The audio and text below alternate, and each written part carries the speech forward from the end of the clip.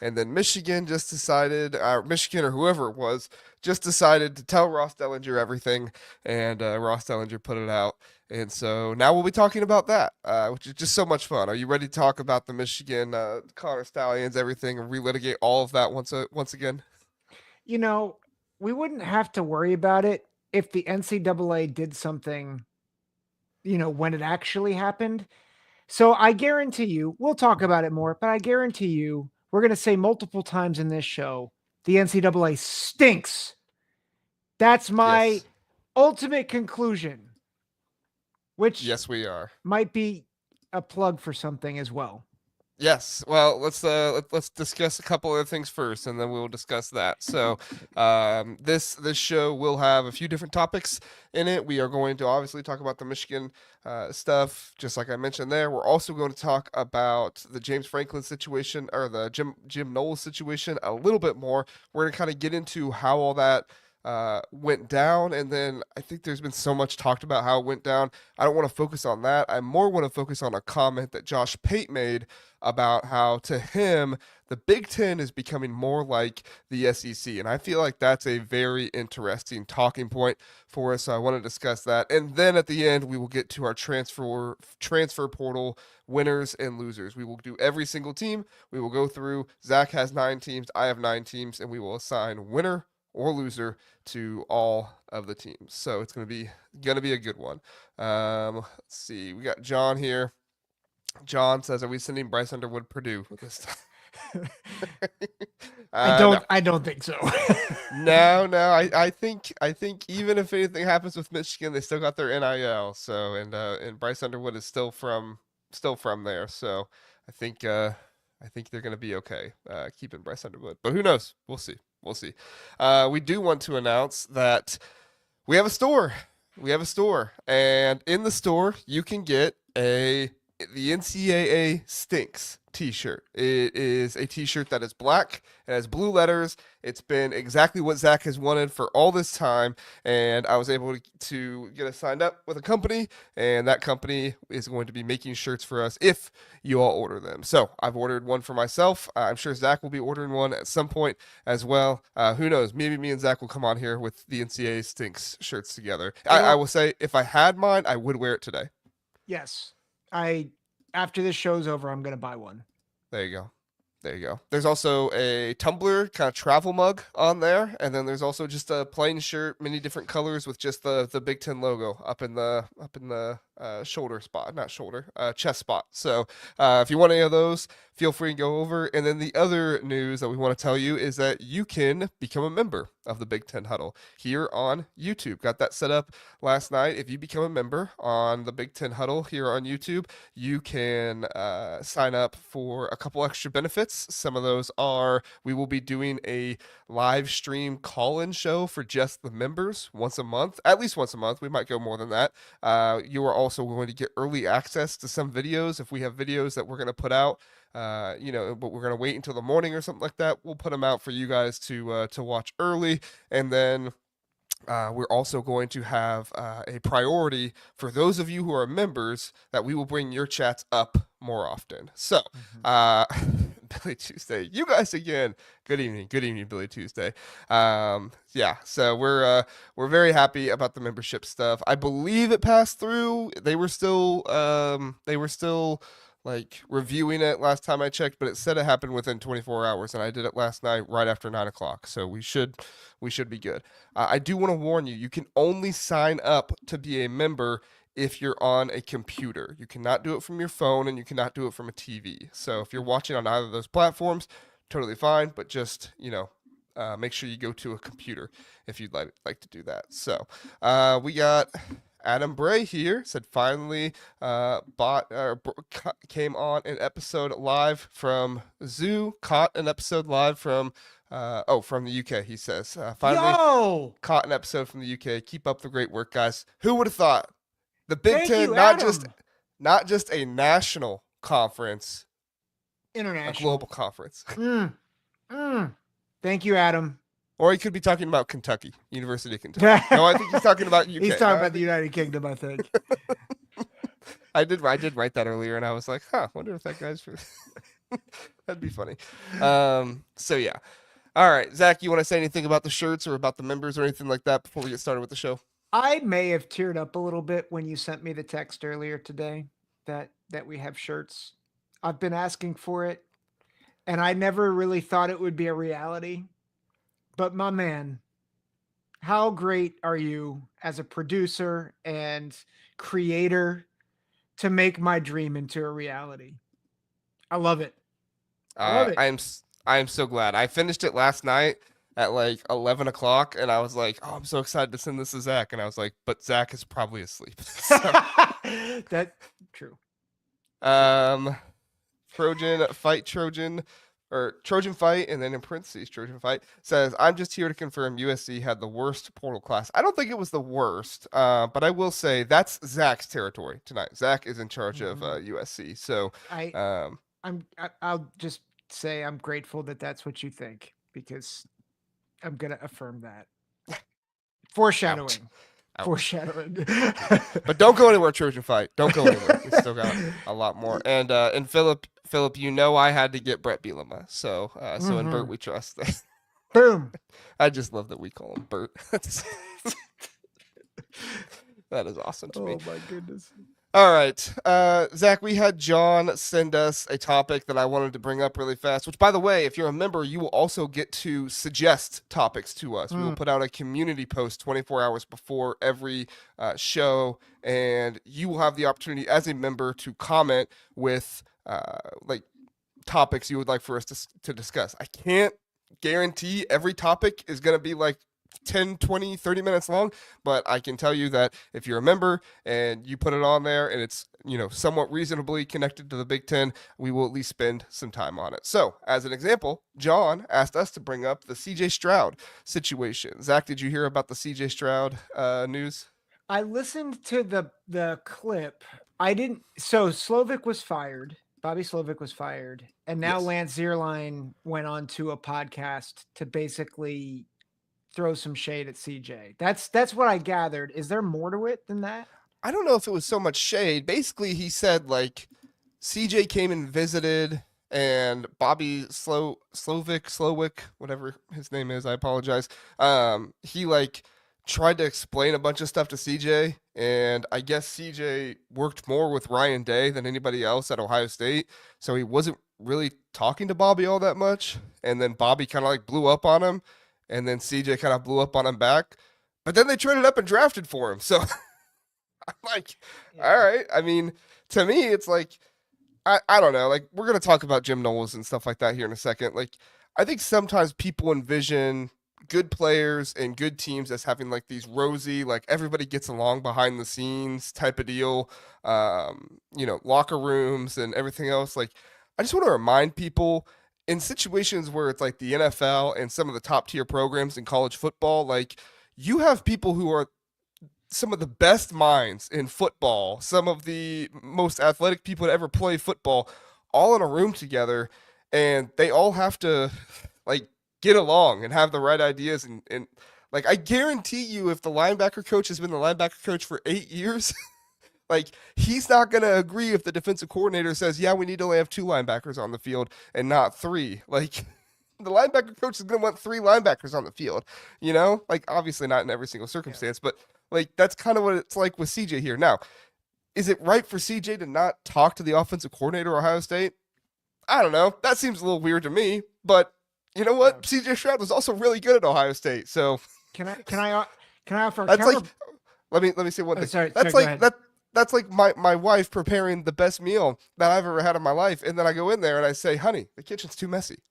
Like, no, I am happy. If I get ribs and they're good ribs, I'm happy. I'm not going in there and saying there's barbecue sauce all over the place. This is unacceptable, right? Yeah. Go ahead.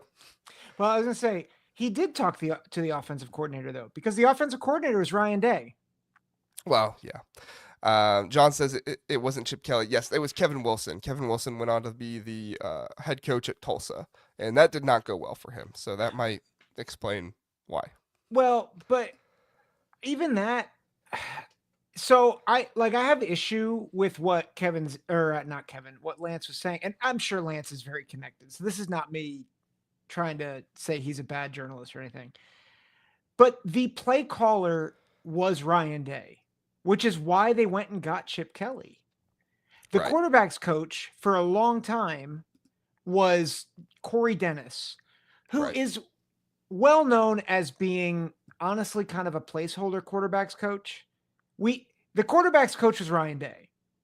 So like all of this Corey stuff. Dennis, for those of you who don't know, Corey Dennis is Urban Meyer's son-in-law. Yeah. So the belief, I'm not going to say it's true, the belief amongst many Ohio State fans is that Corey Dennis only ever got that job because his father-in-law is Urban Meyer, and Urban Meyer was the coach before Ryan Day, and Ryan Day just kept him on to play nice with Urban Meyer. So whether that's true or not, I have no idea, but that's the rumor belief. Go ahead, Zach. Yeah. Sorry.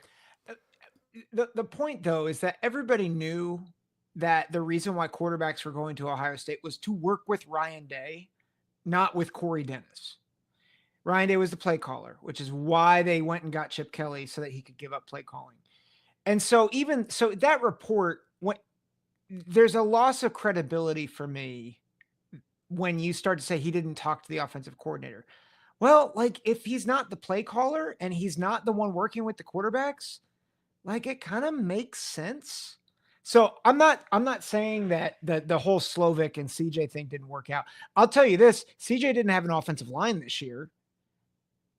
Like, so I don't know what's going on in Houston. I'm sure CJ has some things that he's got to work on from a character standpoint and from a football standpoint. He's like 22 or 23. Like what 23-year-old doesn't have character stuff to work on? So I'm not that. I just think some of this it's nonsense.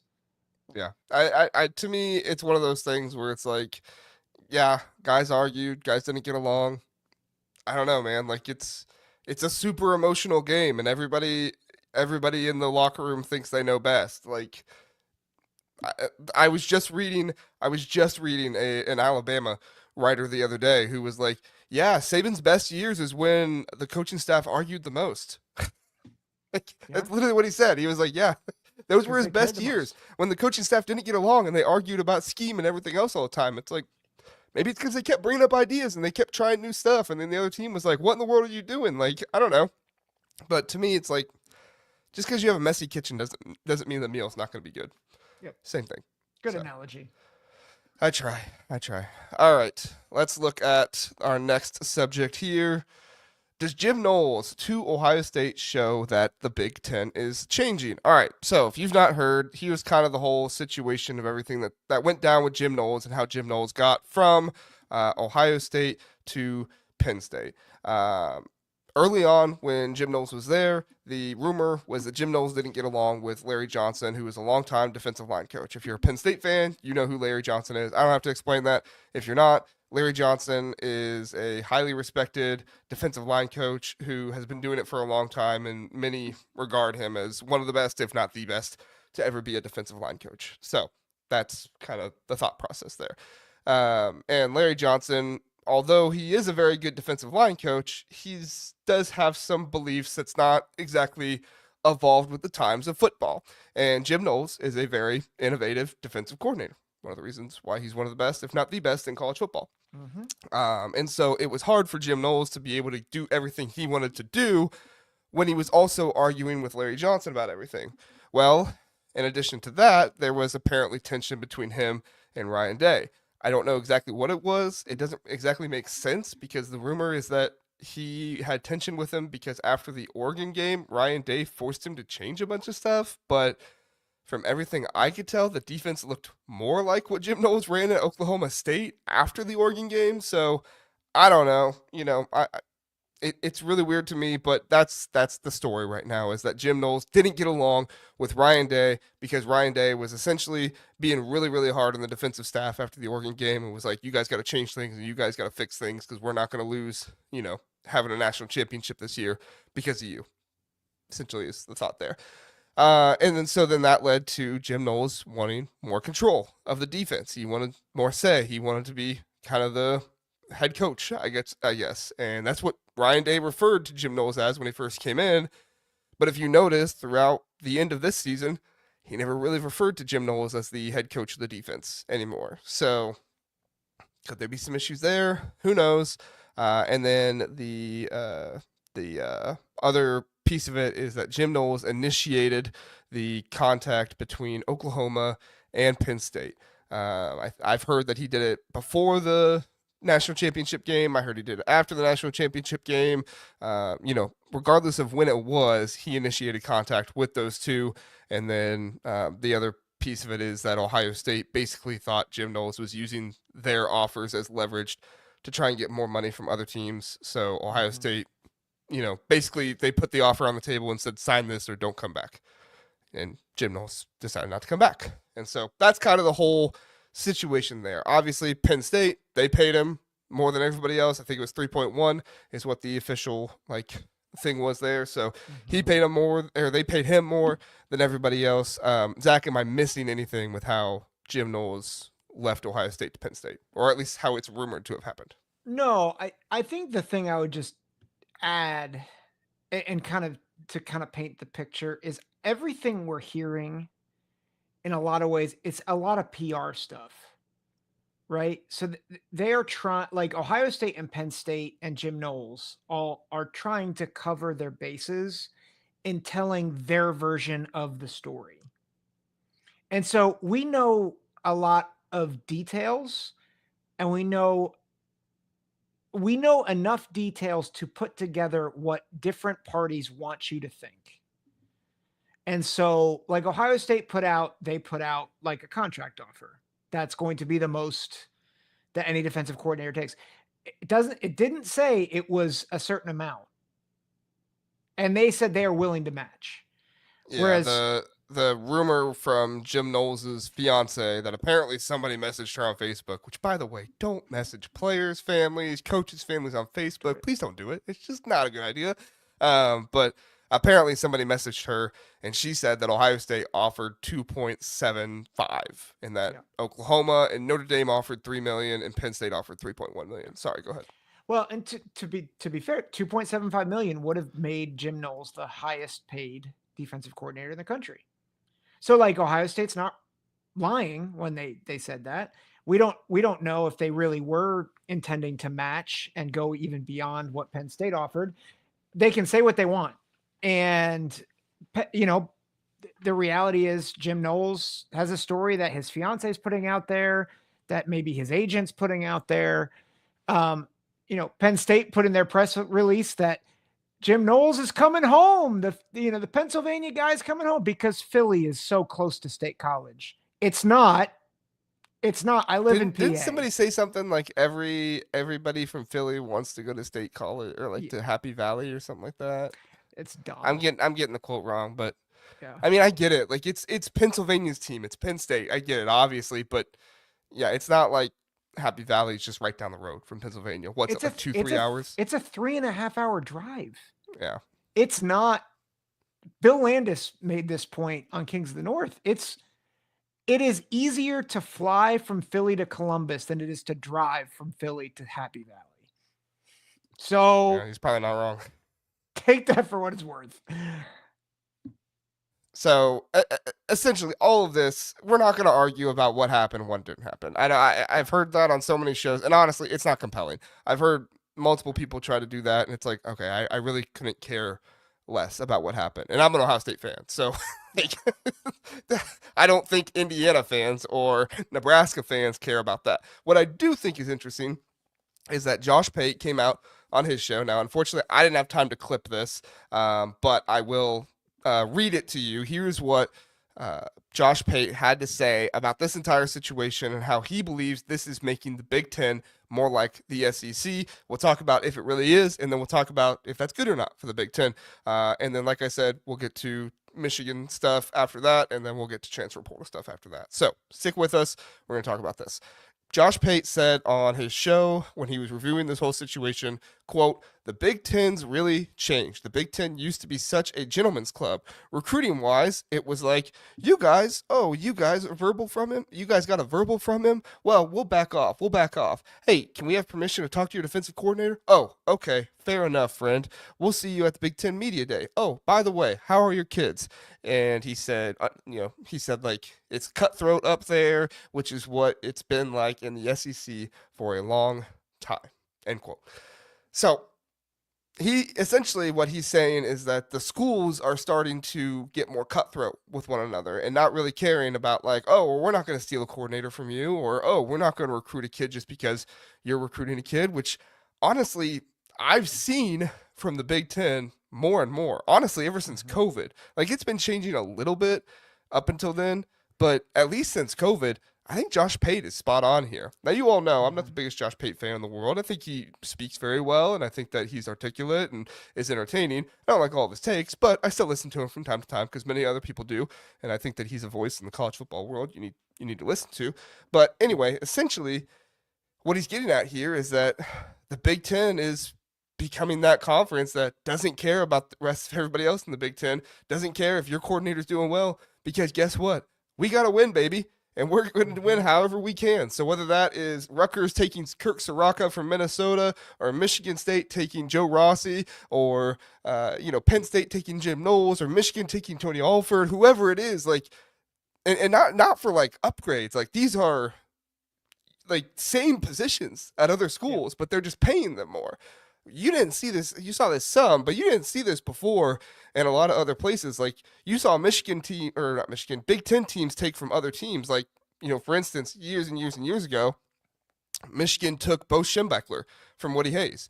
Well, he took him from being an assistant to being a head coach. Yep. That makes sense. But you weren't taking offensive coordinator being offensive coordinator. So, Zach, I'm curious, do you feel the same thing? Like, are you thinking the same thing? The Big Ten is changing. It's becoming more cutthroat. What are your thoughts? I think it started, I think COVID, it's ramped up, but I would argue it started when Urban Meyer took the Ohio State coaching job in 2012. Because I remember how ticked off, I think it was Brett Bielema and Mark D'Antonio were, that Urban Meyer poached recruits that were committed to Michigan State and Wisconsin. I think it was Savon Pittman and Kyle Dodson, who never actually played meaningful snaps. They were high four-star guys, and D'Antonio in particular was ticked. Because you remember, Jim Tressel and D'Antonio were buddy-buddy. D'Antonio was a defensive coordinator under Jim Tressel, won a national championship together. And so, it was a gentleman's club. And I think Urban started stirring things up. And then you get Harbaugh at Michigan. And then you get James Franklin in from the SEC, who I think is becoming more and more desperate to elevate. You get Brett Bielema, who went to the SEC for a time, and now he comes back to the conference. He's learned, oh, this is what it takes to win in a competitive conference. And I think the thing I would say is you had a few really good coaches, but they were willing to be nice back in the aughts and the early teens or early tens.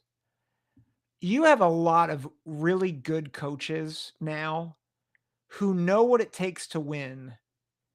And it takes it you want to be friendly, but at the same time, you might have to lose friends if you're going to keep elevating. And I mean, I think even an example of this, Ryan Walters, I know, Purdue fans don't want to hear about Ryan Walters. I think it used to be customary that you got 3 years regardless. And Purdue was like, we can't do this. This was so bad. We're not giving you a third year.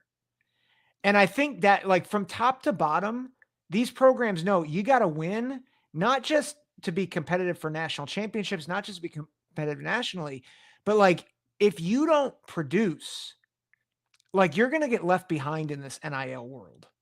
You just are. And so I think NIL has propelled it as well. But I think where it started, the impetus was 2012 when Urban Meyer came. And I think it signaled to the rest of the Big Ten, the culture's changing. And it's been changing, and now I think it's here.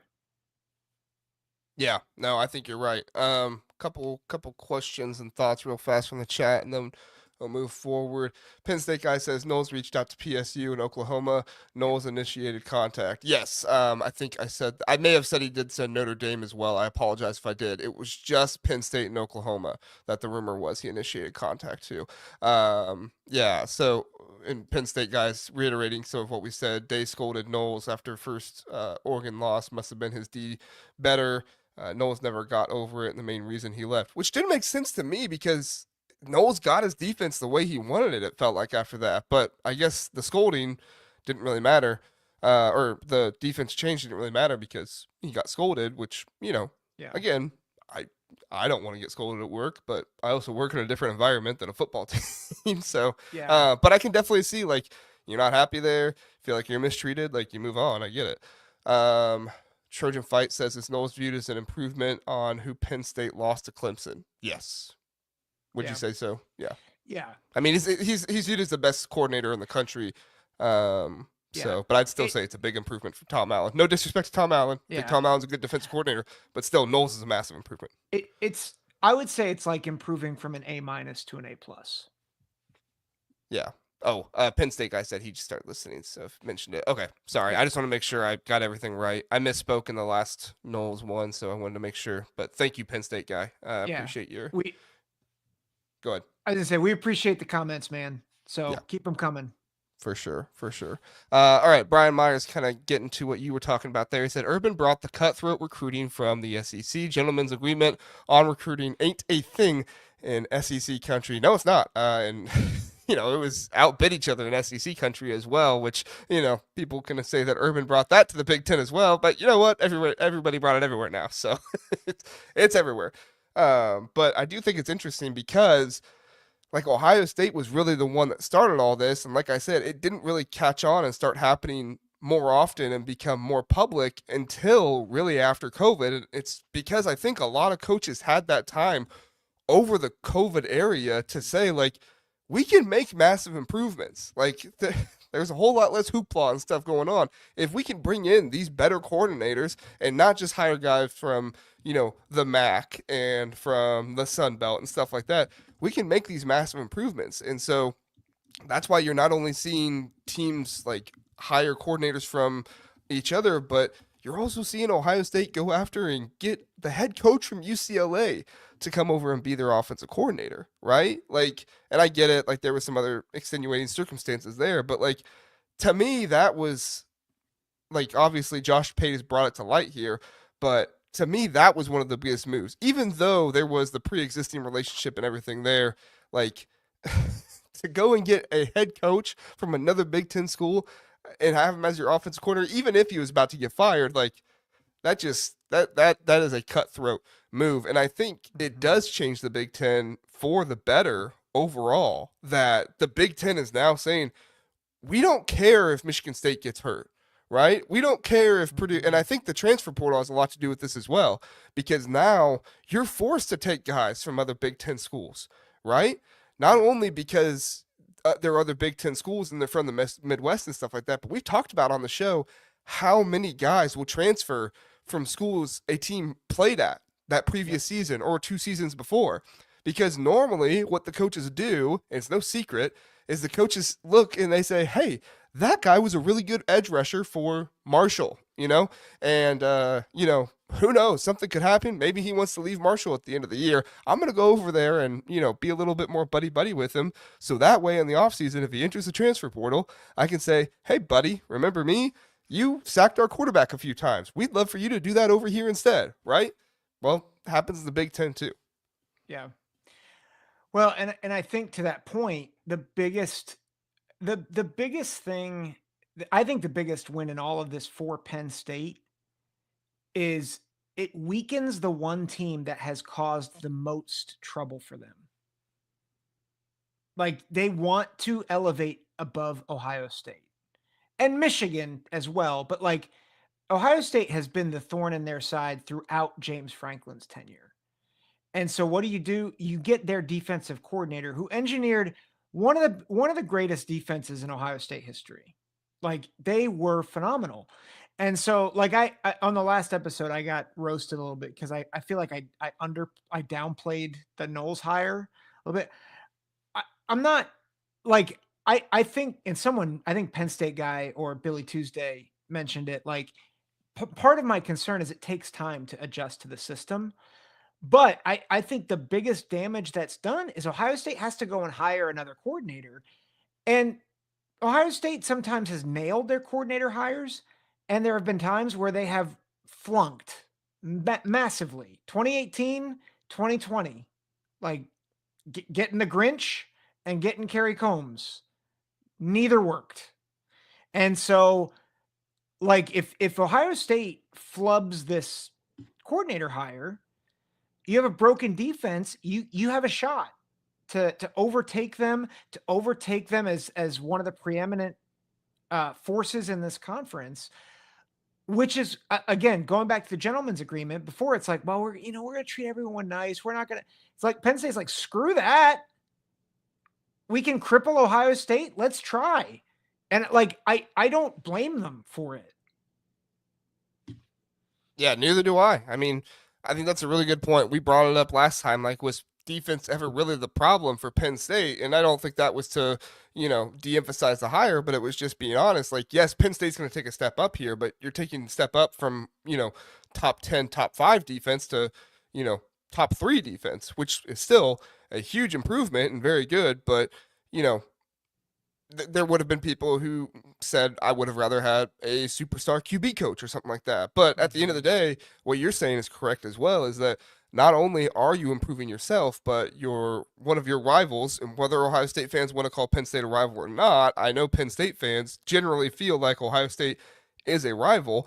Like I said, generally feel. I'm not saying they're like a declared rival. I know they're not a declared rival on like the Big Ten rival stuff, but generally it's considered, if not the biggest, one of the biggest games of the season. So the overall thought there of like being able to cut down the team that has beat you so many times and a coach that you've never lost to, like that's really enticing as well. So anything else on the Big Ten and the Big Ten, changing and leveling up? Like, I think this is one of the many reasons why, like, the Big Ten is getting up there. Like, a lot of people want to talk about talent acquisition and stuff like that. Don't get me wrong, that is huge. But, bringing in better coaches, better coordinators, all that stuff, like, coaches do make a difference. Talent is just about everything, but coaches do make a big difference as well, especially having guys with the right scheme and the right packages and everything like that. You agree or disagree, Zach? Yeah, I think if I could even shift that thought a little bit more, like I think the posture of the league and the teams has shifted. And I think that really matters because they're not content anymore with just collecting a paycheck and being in the AAU. Like, they want to win. And like, I mean, they would have said they want to win, but like they wanted to have a nice bowl season, 6-6, 7-5, enjoy the bowl game, and then like collect the research money. And that's not where they are anymore. And that's why the Big Ten is in such solid footing. And I don't think it was just the coaches. I think the athletic directors, I think the presidents, they realized if we want to survive, we need to evolve. And I think that was always the vision for Jim Delaney. It's like he was old school at heart, but he was always forward thinking. And so, everybody else is playing checkers with expansion, where I think he was playing 3D chess or 4D chess. Like, everybody panned Rutgers, Maryland. But it's like, no, you're getting DC, you're getting Baltimore, you're getting New York. Like, he knew what he was doing. And then that led to the expansion out west. And again, it solidified markets, which then made these teams so much more stable, which allows coaches to then say, okay, we see all the population shift. We don't care because now we got money to throw around. Right. And like, how many of these teams, like, the athletic department is like, hey, we got more money. Like, go out and get somebody, right? Mm-hmm. Like, go do it. There's more money there, Yep. And not just them, but obviously the fans as well. Again, fans having expectations for their program is not a bad thing. Does it sometimes result in some, kind of yikes stuff? Yes. Booing from the stands is a yikes thing. Just ask Indiana basketball fans right now. Like, it's a yikes thing. You don't want to do it. But how else do you get change, right? Like, how else do you get things to change to be for the better? And how else do you put pressure on your athletic department to do that? You don't buy tickets and you boo when you're there. Like, it sucks. But at the same time, I also don't feel that bad because all these players are getting paid now. I'd feel bad if they were amateurs, but all these players are getting paid now, so I don't feel so bad. Yeah. So, all right, last question, and then we'll move on. Who is the next coach that loses a coordinator and pulls a cutthroat move and goes and gets a big coordinator from somewhere else? I have one in mind, but I'll let you go first. Well, Unless you want me to go first because I hit you with that question unexpectedly. I'm curious if you have the same one in mind because of the smoke out there. And mine's not related to smoke. Mine's related to, I think it would be hilarious if he did it, and he would have so many people that are like, yeah, go do it. Well, I don't know who you're talking about then. There's been smoke that Ohio State's trying to poach the co-defensive coordinator for Oregon. Oh, yeah, Phil Parker? No, that's Iowa. Oh, Oregon. Oregon. Chris Hampton. That's right. Yeah, Chris Hampton. Yeah. There's also smoke about Phil Parker, but I don't believe in that one. That's not happening. Phil Parker's his ashes are gonna be scattered over Kinnick Stadium. Him and Kirk Ferentz together. Yeah. Oh gosh. But we don't want that to happen anytime soon. We like Kirk Ferentz and Phil Parker. Yes. Terry says JR thinks Sig. No, I think Sig will take a couple years. I think somebody who was in this conference before that's like, gloves are off, I'm back, I'm going to take your coordinator, Burt Bielema. Burt? Couldn't you see Burt like going to like, I don't know, one of the rivals or something like that and trying to get one of their coordinators, trying to go to, Wisconsin or Northwestern or something like that and trying to get one of their coordinators and do that. I don't know. I could see it happening. Billy Tuesday's with me. He says, Burt. Yeah. I could totally. I think Phillips with me at Phillips. Listen, I think Brett, before he takes someone from the Big Ten, is going to poach someone from South Carolina just to prove it to Shane Beamer that he owns him. Yeah. No, I agree. He could definitely do it. If he could get somebody from Shane Beamer, maybe do the which I know it wasn't a taunting thing, but it kind of looked like it and it was funny. So, all right. Are we sure that it wasn't actually like, yes, I know he said it wasn't. He said it wasn't, but like, again, Bielema 4D chess. Come on. Yeah. I guess that's true. Anyway, all right. Hey, we're going to hit a commercial really fast, and then we'll come back and we will talk about all the Michigan stuff and everything like that. I know there's a number of people that are commented on it when they first got in here, so we wanted to wait until you got in here. Now we will get to it right after this commercial break.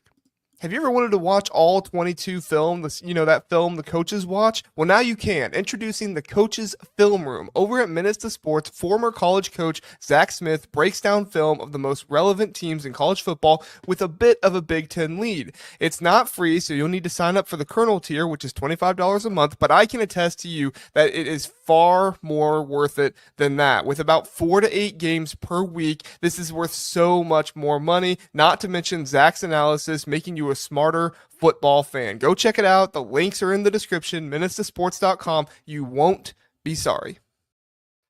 Back here on the Big Ten Huddle. Thank you so much for joining us. We appreciate it. If you like what you hear, please do like and subscribe. We do our best to cover the Big Ten for you each and every time. Also, we do try to get in the comments and kind of bring up you guys' stuff as much as we can. But if there's ever a comment, maybe we didn't get to it or anything like that, feel free to utilize the super chat function, as it is on now. It was not on for like months. Yeah. I think we went the entire season without it on. Yeah. And also, yeah. I was just saying, could someone, like, I'm looking at the YouTube right now. I'm not sure the memberships is a thing. It might still be in review for some reason. So let us know if it's there or not. And yeah, we'll figure something out. Yeah. Sorry to interrupt you, JR. No, that's fine. I just realized I just went and checked it really fast. I had to turn it on. So if you refresh, or if you're watching this after the fact, you should be able to do it. Yes, Philip, the money. We don't beg for your money, but we do offer different things if you would like to utilize it for the show. Don't feel like you have to. Show's still free, obviously, but if you want to utilize it, go for it. All right. Zach, Michigan put out, well, I guess I don't know if they put out. I feel like Michigan probably leaked some information to Ross Dellinger about their response to the notice of allegations and everything like that. A 173-page letter. Wow. Yikes. That is huge. And Ross Dellinger did his best to summarize what was in it and what they were fighting for. And there was a lot of stuff that was talked about. You and I will try our best to get through all of it. This isn't going to turn into like an hour-long segment, but essentially, Michigan is attempting to defend the allegations. They're attempting to defend the Connor Stallion sign-stealing scheme. The Michigan, like, who was the one that told on Michigan and everything like that. We'll get to all that. There's also recruiting violation stuff in there, all kinds of stuff like that. Before we do that, just want to highlight 2025 Natty Champs Fisherman bought 5 gifted memberships for podcast members. Thank you so much for that. Yep. Really appreciate it. And look at that. Terry got one. There we go. Says, thank you, Natty. Yes, thank you for doing that, Natty Champs. Really appreciate it. That's a great way to start us off. So 5 right away. How about that? So You're the best fisherman. Were you gonna say something, Zach? No. I was just gonna say thank you to 2025 Natty Champs /Michigan /the man. It worked. He said it worked. All right, that's a great way to test it. All right, thank you so much, fisherman. We cannot thank you enough. That is very generous of you. All right, now let's talk about all this, Zach. So my first question to you. Are you like me? Do you think this came from somebody at Michigan? Because to me, all of this screams Michigan trying to publicly defend themselves, and so therefore Michigan, kind of leaked this information to Ross Dellinger, telling them like maybe they didn't give him all 137 pages, but they were like, "Here's kind of what we talked about and kind of what we put out there." What are your thoughts? I feel like this is what Michigan has done the whole time. Deflect, release some sort of like woe is me victim mentality type of thing, and said we're not guilty, and also what you found is insignificant, which is hilariously ironic. It's the same thing over and over again, which is why it's just annoying. Like, on one hand, I'm like, oh, it's this new thing. But I would agree with you. This feels like PR. Like, that's what it is. And Ross is their puppet. I don't mean that to denigrate Ross, but Ross is like, I get to report a story. No, it's not a story. It's PR. That's what it is. Yeah. I mean, if this was something that was maybe from the NCAA, you would have maybe seen it from like Pete Thamel or something like that, I would think. But the fact that, I mean, it's no secret. Dan Wetzel works with Ross Dellinger, and Dan Wetzel, big Michigan guy, which, to each his own. I'm not going to, I know everybody's biased. We said it on this show all the time. People are biased. It is what it is. It's better to acknowledge it than to act like it's not there. But as far as I'm concerned, like, this was Michigan trying to find some PR in this situation and trying to put information out there to get people to think like, we are not in trouble and we've not done anything wrong. Basically, all of the Michigan talking points that you've heard from fans are pretty much in this article, right? Like the NCAA is overreaching and Connor Stalions, wasn't actually cheating. It was actually a loophole because he wasn't sending staff members and he was actually sending his family instead. Okay. They don't actually have any proof. All they have is that he bought tickets. It's like, okay, like they can make these arguments, but to me, like, this actually did not help Michigan at all. Like, this actually made it worse because I have listed here like 8 or 9 different areas where I feel like they just like they had so many contradictions of themselves. Like in the I'll just give you a few really fast and then you can comment on them if you want, Zach. Like, talks about how like there's no proof, and then at the end they're like, yeah, because Connor Stalions never gave us anything, and it's like, yeah, there's no proof because he didn't give you anything. And that's how you get proof, is by asking him to give you stuff. So now instead, you're looking and trying to find stuff that wasn't given to you, and who's to say that like stuff wasn't deleted? Like, I mean, I get it. Like, I get their thought process there. It's like, well, you don't have any proof, so you can't slam us for this. And it's like, okay, your families were just going to Colorado State for no reason. Like, you were buying tickets to a Colorado State game the week before you played them for no reason. Like, I don't know. Seems a little fishy to me. So, like, and then in addition to that, like, do you really want to take this to court? Because you, that's the only place where you're going to try to be like, well, they don't have any proof. Well, then you're going to open yourself up for discovery. Then the proof's going to have to come out. Otherwise, you get in trouble with the law, not just the NCAA. So, I don't know. There are so many different things. The whole Rutgers thing with them talking about how like Rutgers is an alliance member, but then Rutgers is the one that calls and they're like, hey, something fishy is going on here. So it's like, that doesn't really make a whole lot of sense.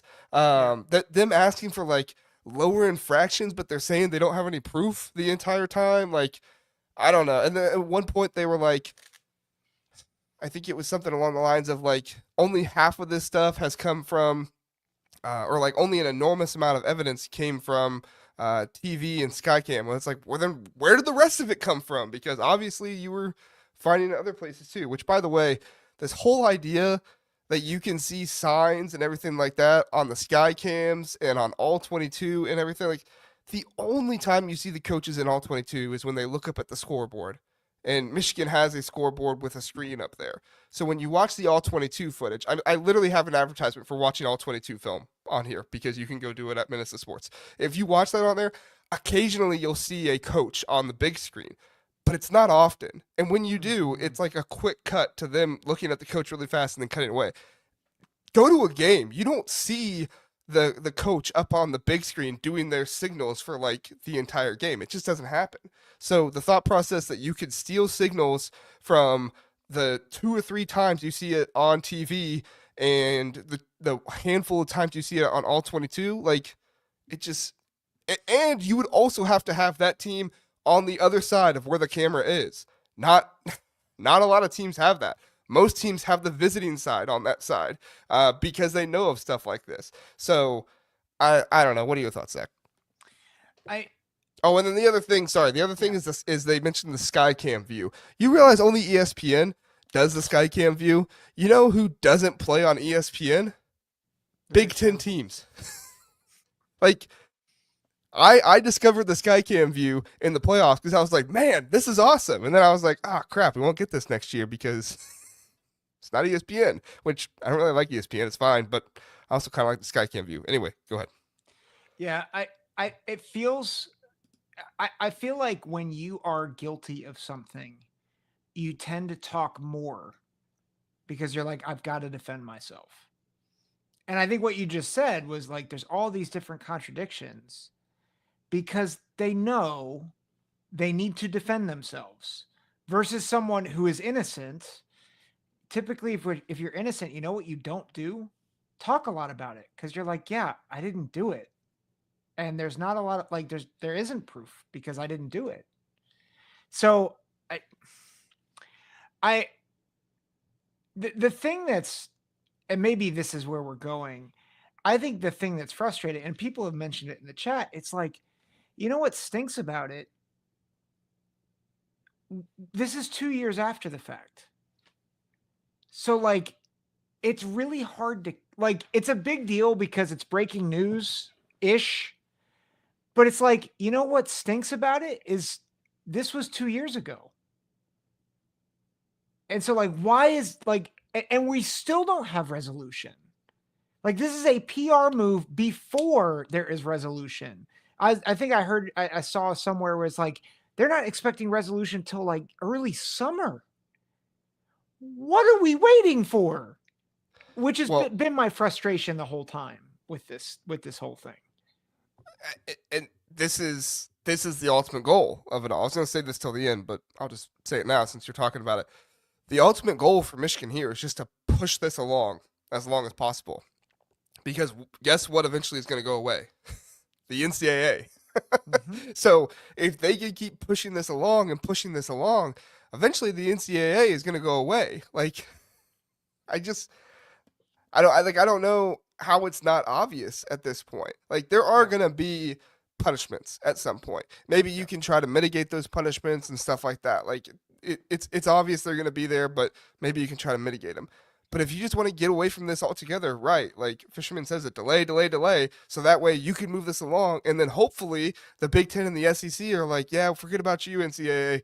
We don't need you anymore. Well, but here's the thing. But like, what punishment will actually be meaningful at this point? I mean, there's not. Like, you and I have talked about it. The Yeah. fans still felt everything. You still have all the clips. Like, there's not a punishment. Right. I mean, it can be meaningful to the university that, like, they can't go to a bowl game and, like, do all this stuff.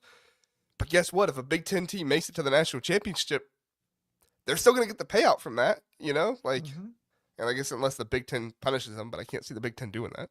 No. So I think, and even if they take away, again, scholarship reductions, well, it doesn't matter anymore, right? Because of NIL. I do wonder if that matters a little bit more because you can't have walk-ons. Yeah. But I also don't think teams are going to use all 105 scholarships. Yeah. Like, there's a lot of smoke out there about teams being like, oh, we're only going to have 105 scholarships. Well, we only get $20 million for our revenue. So let's just only have like 60 scholarships instead and just really maximize the talent that we have. And if we get a bunch of injuries, like, oh, well, it stinks, but yeah, it is what it is, you know? So so David and Brian in the chat mentioned, I think, my frustration with this because they're like vacating seasons, bowl bans, whatnot. And we've said this before. So if you've heard us say this ad nauseum, I'm sorry that we're repeating it. Vacating wins is the dumbest penalty in the world. Because here's the problem. Everybody saw the title happen. Everybody, like, and you know, you guys know we're Ohio State fans. I don't care if those wins are taken away from Michigan because I saw it and felt it in the moment, and so did the players. And I just, like, if they take away the title, everybody that's a college football fan is going to remember it until like we all die. And like, that was the same thing with the 2004 title for USC. It's like, yeah, I never stopped thinking that they were the champions, despite the fact that they did cheat, and they cheated severely. Like, they paid impermissible benefits to Reggie Bush. I think it was over $200,000, which at that time was not kosher. Now everything's been reinstated because of NIL. But the point of that is, I think we're all waiting for the hammer to drop, and like the hammer that needed to drop, if this was going to matter at all, was in 2023 and say, you can't participate in the playoff. And they were too slow. And so my conclusion out of all of this is the NCAA stinks.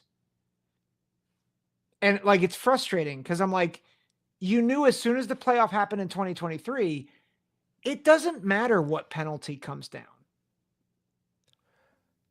So I agree. Obviously, I've been saying it for a while. Like, it doesn't really do all that much. I do think, though, like, as a fan of a team that just won a national championship, if that trophy had to go away from the facility, which is what would happen if they take away the national championship, like, there would be a part of that hurts, right? And yes, I know Fisherman, NCAA doesn't control the CFP, but like, they also didn't control the BCS either, and the BCS still upheld when there were bowl bans and stuff like that. So unless the CFP just wanted to go completely rogue, which they could because the NCAA doesn't control them, they could do that. But as far as I'm concerned, like, from what you look at history-wise, that's probably what the college football playoff will do. Maybe they won't. We'll see. Yeah. But as far as I'm concerned, like, a postseason ban might make them feel some things, but at the end of the day, you're right. They still keep all the memories of their national championship. Yes, it's off the books. Yes, you take away the trophy most likely, but you still keep all that stuff. So at this point now, I think Michigan has the best plan here, which is just delay, delay, delay. I think the defense is kind of comical because of all the contradictions, as I pointed out. But Yeah. as far as I'm concerned, you know it, I know it, everybody who's a college football fan knows it. The NCAA isn't going to last. It's going to die at some point. Yep. At least for the Big Ten and SEC, it is. Yeah. Well, and can I just point out what you're saying too? Like if they take the trophy, because I agree with you. Like that would suck if your trophy got taken away. Who's getting punished then? The fans. Which, of all the people that should be punished, the last people that should be punished are the fans. Like the school should be punished. The coaches should be punished. Like they're not going to feel it. Like maybe the postseason ban, they would feel it a little bit, but like, and I know some people hate Michigan fans because of their feeling of like, oh, they're arrogant, they're jerks, da da da. They're But defending their program just like yeah, anybody else would. but that's the thing that's frustrating me the most about this is like, who's going to suffer the most from anything that the NCAA does? It's the fans. And that's stupid. Yeah, I mean, I do think the university loses some because you lose the credibility of like bringing somebody in and like showing them the trophy and all that stuff. Like, I mean, I can see some of that there, but I mean, overall, like the fans are the extension of the program, so like I agree with you. It stinks to punish the fans because they're not the ones that did it, but at the same time, like your fans are the ones that root for you and the ones that like I don't know. It's a tough conversation. I think at Yeah. the end of the day, what you said at first is correct. Like the NCAA stinks. They blew it. They had the opportunity, and John's right there with us. Like they had the opportunity to do something about it, and they didn't because they have such a slow moving process and a team that was most likely cheating based off everything we know. Won the national championship, and people could argue that like, oh, it didn't mean anything, and oh, it didn't do anything. Well, it's like, okay, then why'd you do it? Mm-hmm. If it didn't mean anything, if it didn't do anything, then why'd you do it? Like, come on, still broke the rules, but I'll just say this last thing. I'm being fatalistic. I'm realizing because I think you are right, JR, that there is some value for a punishment. Like there really is. But I think where I'm landing, and I'm probably arguing it too much. I just wish that I wish the NCAA did the right thing to actually make things most meaningful to the people that it needed to. So like there like the symbolic punishment will be, there is some resolution there. I think for different fan bases, for different programs. I just like it's just not good enough. I think that's probably a better way to put it is like it's not good enough, and that's the NCAA's problem. yeah, I mean, I think probably the biggest one is what David keeps talking about, the postseason ban. It would affect talent acquisition and Yeah. recruiting overall. Yeah. And if you have that, that's hard to recover from. Ask SMU, right? Yeah. Now, Michigan's not going to get the death penalty or anything like that. They're not going to do that again, especially to a Big Ten conference member. They're not going to do that. But like, if that happened, the NCAA is going away even more until then. But Yeah. and then Philip says innocent until proven guilty. I mean, when they put out that letter, like that 15-page letter, they said we have all the evidence. You're guilty. Like, I don't know. I mean, I guess until they're punished, but and like that's the thing in this like article, Michigan says like, yeah, we cheated, or like, yeah, we broke the rules. You're just counting too many things against us. So it's not like they're in there denying that it happened. They're just denying that it's Yeah. it's not as bad as they're saying, which Yeah. maybe that's true, but Yeah. I don't know. That still seems like a pretty weak argument. Like, oh yeah, we did do it, but it's not as bad as you guys are making it out to be. It's like, Yeah. okay, but you still did it. Brian makes a good point. If Michigan's not hammered, it's open season on cheating, which part of the problem with college football even now is there's too much wild west stuff with NIL, and that's just another And you could layer argue it's open on top of season it. on cheating right now with Yeah, tampering and everything else. yeah. So So yeah, the NCAA needs to. It's not. This is one layer of a very complex onion that the NCAA needs to regulate. Otherwise, the sport is going to tailspin a bit. yeah, yeah. Uh, Dwayne is asking if people have seen the video of Stroud calling the audible and Stallions acting accordingly. If you haven't seen the video, there was a video posted by one of the news, I think it was a sports news anchor in a news station in Ohio, where essentially CJ Stroud calls an audible. He's pointing his camera right at CJ Stroud. In the background is the entire Michigan team. As soon as he calls the audible, like 2 seconds later, Connor Stallion starts doing this. And literally everybody, literally everybody on the Michigan sideline starts doing that too, which maybe just everybody knew the signal because Ohio State had used it multiple times. Or what's more plausible is that everybody knew that Connor Stallions knew. And so once Connor Stallions did it, everybody started doing it. You know, take that for what it's worth. But I think that's correct me if I'm wrong, Dwayne, but I think that's the video he's talking about. So, and Barbara, SEC's been cheating for years. Well, they can't cheat as much now because everybody can pay players. But I wouldn't be lying if I said they weren't tampering, which that's the thing. Everybody's tampering now. So here's what it is. So, all right, Zach, we are gonna. Yeah, I agree with you, PK. Need a college football czar. That's what we need. We need somebody who will actually create rules that are relevant to college football and enforce them. That's what we need. Yep. And yeah, so all right. Hey, we're going to be right back. We're going to do our transfer portal winners and losers when we get back, and then we'll be done after that. So stay with us, stay in the comments, and we will be back in just a few moments. Homefield is your go-to destination for premium collegiate apparel with a passion for comfort and a flair for vintage design. Homefield brings you gear that is comfortable and stylish. With over 150 colleges to choose from, Homefield digs deep into the archives, uncovering forgotten logos, iconic mascots, and legendary moments to create one-of-a-kind apparel. Use my code TBTH for 15% off for new customers, or use my link in the description.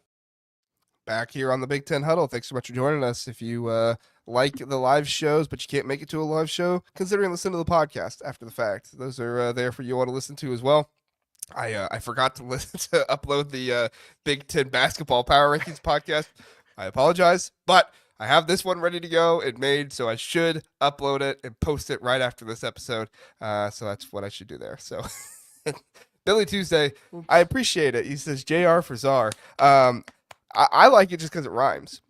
You know, JR for Czar. I like it for that reason. I like it. I like it. Just don't say that in Russia. Yeah, well, yeah, that's true. They might hurt me.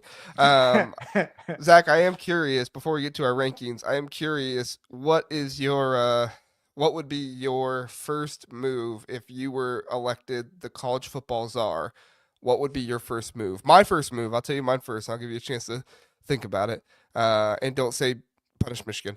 My first move would be scheduling, to get everybody on a scheduling format that works, and you get other conferences playing each other. They go on a rotation, like get everything to work, everybody working together on that. And so schedules are made like the year before instead of like 8, 9, 10 years down the line. That would be my first move. Yeah. I would probably fix NIL. Scheduling would probably be my top choice. Put a cap on it, like the NFL and stuff does. Just regulate it, actually, wait, and including with figure out NIL and tampering, and how to make it work, and just say you can't do this, you can do this. Yeah, that makes sense. All right, Zach, let's get to our transfer portal rankings here, because if we don't get to them now, it's going to be 2.5 hours. I know that would make Philip happy, but can't do 2.5 hours tonight. Sorry, gotta wake up for work tomorrow. Got it. All right. Yeah. So down here below us, these are not our rankings. These are the 24/7 and On3 transfer portal rankings. I put On3 Sports. I apologize. It should just say On3 portal rankings. But these are the transfer portal rankings for them. If you don't know how these work, 24/7, that's this side, they only rank players you bring in. That's all they do. They don't take into account players that left or anything like that. They only rank players you brought in. So their rankings are based on just pure talent addition, who added the most talent to their team. On3, on this side, they rank based on how much talent you brought in and how much talent you lost. So their whole thing is like, well, you lost this much talent, but you only gained this much, so it's not much better. So even though Nebraska is number 1 on 24/7, they added the most talent, but they're number 12 on 3. It's because they're considering that Nebraska lost a bunch of talent as well. Mm-hmm. So I hope that is a good explanation. We're not going to use these, strictly, but we might reference them from time to time. Yep. And our first team that we're going to talk about is my team. We'll go back to back to back to back. I'll do Illinois. Zach will do Indiana. I'll do Iowa. Zach will do Maryland. All that kind of stuff. So first team is Illinois, and I got to be honest, just right off the bat, I think Illinois was a winner this time. I think they added some solid wide receivers. I don't think they added anybody as good as Zakari Franklin from last year. I don't know if they added anybody as good as Pat Bryant right off the bat, but I do think, what's his name? Is it Bowick? Yeah, Bowick. The Eastern Illinois transfer. They added him. I think he's really good size. I think he could be really good. I do have some concerns him coming in from FCS, but overall, good wide receiver, good size, all that stuff. You're getting another weapon for Luke Altmaier. I love that. Ethan Hampton, I think, was a good move to bring him in from Northern Illinois as a backup quarterback. They did an excellent job with the defensive front, brought in a number of Wisconsin players on their defensive front. Like, that's huge. They brought in overall 5 players who have started seasons in Power 4 programs. Now, Illinois is not highly ranked on here because they didn't bring in the most additions. They did lose some guys, but they didn't bring in the most additions because, quite frankly, they just have a whole lot of guys coming back. So, as far as I'm concerned, like, yes, they might not have the, big top tier guys, but what they did is they added depth and they filled holes that they needed to fill for next season. So I'm going to call Illinois a winner for that. The only things I would say was it would have been nice for them to land the Dane Key from Kentucky that Nebraska ended up landing, or to land that cornerback from Nevada. I think his name was Chad Brown. Would have been nice for them to get either one of them. Brown ended up going to Purdue, but I'm not going to knock them for 2 players that I felt like they should have got. They did a good job. Yep. Thorough. Well done. I'm not going to be as thorough. I've got Indiana, and I have them as a winner. And the main reason why I have them as a winner is Mendoza. And I want to go at it less from the fact that they needed a quarterback. Obviously, they needed a quarterback. Although you could make the case that they had Taven Jackson. Like, so why go out and get a quarterback? It's a high-profile transfer at quarterback, which I think signals that Cignetti and his momentum is going to continue to carry through from last year. He's got cachet now. I think it just helps us see, okay, Indiana, I don't think is going to be a flash in the pan like they were a little bit under Tom Allen. So sometimes transfers, it's about how much talent you accumulate. I think for Indiana, this transfer story is much more about getting the name recognition. I think very similarly to for Nebraska getting Dylan Raiola a year ago. Like, it wasn't just getting a good quarterback, it was getting a 5-star on campus. I think it's the same thing with Indiana. So I think it's a winner. Yeah. Fernando Mendoza. Taven Jackson did transfer. I think he went to UCF. Yeah, that was after after they got Mendoza or before? I think it was right when Mendoza started like trending for Indiana. I think it was kind of when it looked like that. Yeah, Fisher in the portal is better than 15th. Yeah, we'll get to it. I think you have Ohio State, don't you? Mm-hmm. Yeah, we'll get to that. All right, next is Iowa. I'm going to give Iowa a slight loser in this one. I know that might make Iowa fans mad, but you know what? Par for the course. I've been making Iowa fans mad for months now. So What's the more mad Iowa fans? I do really like Mark Gronowski. I think Mark Gronowski is a really good ad. That's why for me it's a slight loser because you did add a quarterback, you added somebody that you needed. I don't think it was like the biggest need in the world. Like I think you would have been okay with Brendan Sullivan, but you added a guy that's going to give Brendan Sullivan one more year to kind of learn, and you kept Brendan Sullivan as well. So for me, that's really good. I do like the additions of Jonah Pace and Bryce Hawthorne. Like I think those were good, but there were just too many guys that like it was rumored that Iowa was going after that they missed on, and guys that would have been good for their team. So as far as I'm concerned, like you can add good guys, but if you were trying to get more and you kept swinging and missing on those guys, like I don't know. For me, like I need you to see I need to see you land more of your actual targets. So they missed out on Ethan Oinawa, who went to Ohio State. They missed out on Sacha Garcia, who headed to Wake Forest. Rayon Stroud, he went to Auburn, and then the South Dakota State wide receiver Griffin Wild, he's going to Northwestern. So like I don't know, like to me, you didn't really address the wide receiver all that much. You didn't really address some of the other more critical areas that I felt like should have been addressed. So I mean, I like I said, I like Gronowski. I like the D line additions. I still think you probably need a tackle. Still think you probably need some other guys in other places. It is what it is. Hopefully Iowa can develop their guys again, and that's why I say slight loss because they might develop their guys. So, yeah. Zach, who you got for Maryland? Is neutral allowed? Nope. You must pick. I will go. You can go slight though. You can say like slight winner, slight loser. I'm gonna go slight loser for Maryland. I think honestly, it really depends on who wins out in the quarterback switch, because they lost Billy Edwards to Wisconsin. They get Justin Martin, who I think impressed in spot duty. You know, he did play. I think he played the whole Penn State game, and I thought he showed flashes. But like honestly, to me that's where the story of their transfer class is.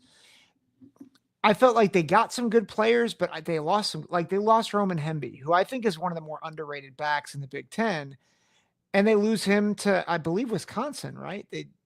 Indiana. Sorry, Indiana got him. But they got some good wide receivers. They got Jaleel Farouk from Oklahoma. They got Caleb Webb from Tennessee. Always have good wide receivers though. Like yeah. Maryland, I'm sick and tired of it. Get a defensive line. Yeah. And I think that's the problem is I'm like, it feels kind of same old. And some of the guys they lost, it's like, eh. But some of the guys that lost, I'm like, yeah, losing Roman Hemby, I don't think is a good thing. Like I don't. So I'll go slight loss, but I am curious to see how the quarterback switch works for them. Yeah, no, I think that's fair. I think it's fair. All right, next one is Michigan. They are me, and you're Michigan. Yeah, Michigan. You just did Maryland, aren't I? Michigan. The way you said it, you were like, I am Michigan. I was like, oh no, I'm not Michigan, but I do have Michigan to evaluate. So I had a really hard time with Michigan. So I liked that Michigan added Payne and Williams. I think Williams, Trey Williams from Clemson, he's a developed talent. He's somebody that's going to come in and anchor the middle of that defensive line. Damon Payne, like for me, I think I'm going to label Michigan as a slight winner because they did do most of what they needed to do. I just don't know. Like for me, the expectation was they were going to do more. You hear about all this, money and NIL and everything they have, and then they're missing out on top wide receiver guys. Like they're missing out on some top offensive lineman guys, like Rocco Spindler. People were talking about in the chat. He just got projected to go to Nebraska. Like they still could get Pat Coogan if they really want to go after him, but like how are you missing out on Rocco Spindler? Like Rocco Spindler from Michigan. You finished second in his recruitment. Your head coach is an offensive line guy. Like I feel like I have to give a slight winner to Michigan because they got Justice Haynes. They got a good, reliable backup, if not starter, and Mikey Keene. Like, they got a lot of former 5-stars, which if the Michigan brand of development and everything is still there, which I'd have no reason to think it left other than changing coaches, which they still had really good first-round picks this year, so it's not like anybody got worse. But Like if you still have good development, it should be a winner. But if you don't have good development anymore, and we'll figure it out this next season, it's not a winner. Because Mhm. guess what? Donovan McCauley is not coming in as a surefire wide receiver one for you. Damon Payne is not coming in as a starting or even a good depth defensive lineman for you. Like he was not good at Alabama when he came in. There was a reason why he stopped playing so much toward the end of the year. And Justice Haynes, like he was kind of the second guy in that rotation of Alabama. So I like him. I think he's very good. Former 5-star, former 4-star, I think it was, highly rated recruit. And so him and Jordan Marshall should be one of the best running back combos in the nation next year. But we'll have to see. I really like Trey Williams. Fisherman's pointed out. I really like Trey Williams. I think that was a great ad. I just expected more Trey Williams-esque guys than what they got. Like I think there were multiple other Big Ten teams that got better safeties than what Michigan got. I thought there were multiple other Big Ten teams that got better tackles than what Michigan got. Like, Mhm.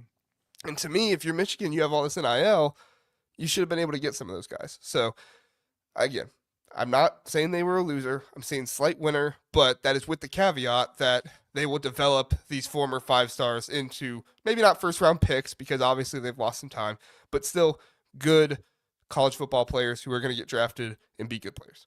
Yeah. No, I So as think long that's as you fair. do what you're supposed to do, it's a winner. Yeah.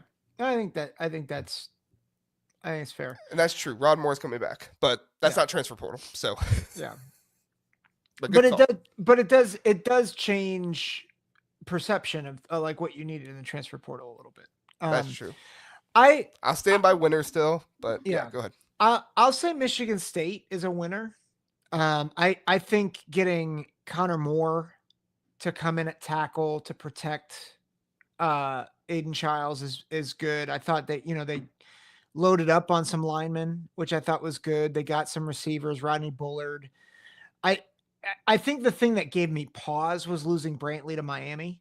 Um, but at this point, I'm like, I felt like they did a good enough job to get, Caleb Carter, another offensive tackle.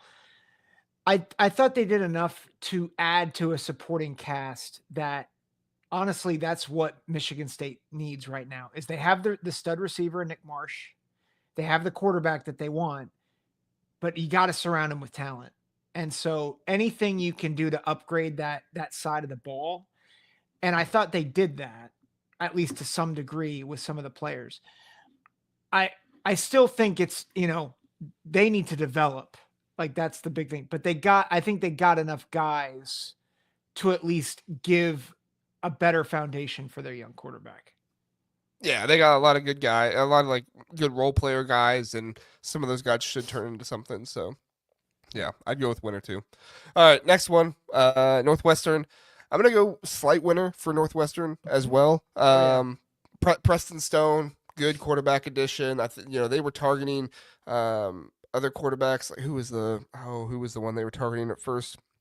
It was some other guy, but he wasn't as good as Preston Stone in my mind. So you got Preston Stone. I think that's huge for you. I mentioned Xavier Gray in the transfer portal additions video I did before. I think he's a good addition they have. I think that Fred Davis is a good cornerback coming in from Jacksonville State. Like I like that addition. Not Mhm. sold on the Indarius Coffee safety move. You're losing Turner. You're bringing Davis in there. Or you're bringing a Darius Coffee in there. Like obviously you're not going to get a 1-2 for Devin Turner. Like Devin Turner was a good safety that, is just moving on to better places. But I felt like this team could have had more DBs. So that's why I give slight winner. Like you got some of the big positions you needed to get. You got offensive line.